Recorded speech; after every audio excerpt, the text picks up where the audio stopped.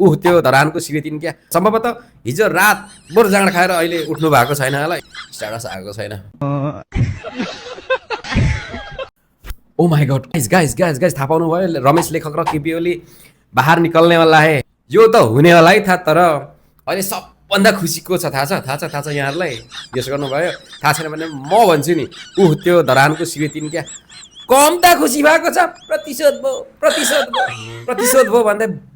book उफ्रिरहेको थियो अहिले अब अदालतले थप म्याद नथप्ने भनेर बाहिर निस्किने कन्फर्म भइसक्यो कम त खुसी छ हर्के ओ माई गड सम्भवतः हिजो रात बोर जाँड खाएर अहिले उठ्नु भएको छैन होला किनकि स्ट्याटस आएको छैन नत्र एहे प्रतिशोधको लास्टमा अन्त्य भयो सत्यको जित भयो भन्दै अघि स्ट्याटस आइसक्नु पर्ने आएको छैन सायद अदालतको आदेश अनुसार खुसी भएर हिजो रातभरि कहाँ भड्डीमा रातभर जाँड खायो होला उठेको छैन कि स्ट्याटस आएको छैन अब यसो भन्दा फेरि उहाँको भरौटेहरू रिसाउने होला रिसाए पनि रिसाउ सत्य यही हो तिमीहरू जति रिसाए पनि म बोल्न छोड्ने होइन क्या गरेको बताऊ